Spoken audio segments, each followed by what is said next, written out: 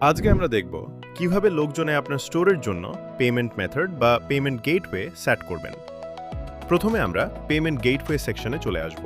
এখানে আপনি দেখতে পাবেন ক্যাশ অন ডেলিভারি, আমার পে, বিকাশ, লোকজন wallet, self MFS, SSL commerce এবং অ্যাডভান্স পেমেন্ট নেওয়ার অপশন।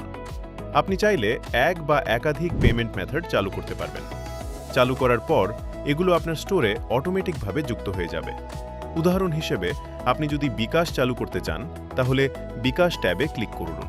এরপর প্রয়োজনীয় তথ্যগুলো দিন এবং পেমেন্ট মেথডটি অ্যাক্টিভ করুন। আর যদি আপনার কোনো পেমেন্ট গেটওয়ে না থাকে তাহলে আপনি লোকজন ওয়ালেট ব্যবহার করতে পারবেন।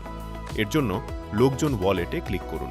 তারপর অ্যাক্টিভ নাও বাটনে ক্লিক করে আপনার পেমেন্ট মেথড নির্বাচন করুন এবং প্রয়োজনীয় তথ্যগুলো পূরণ করুন।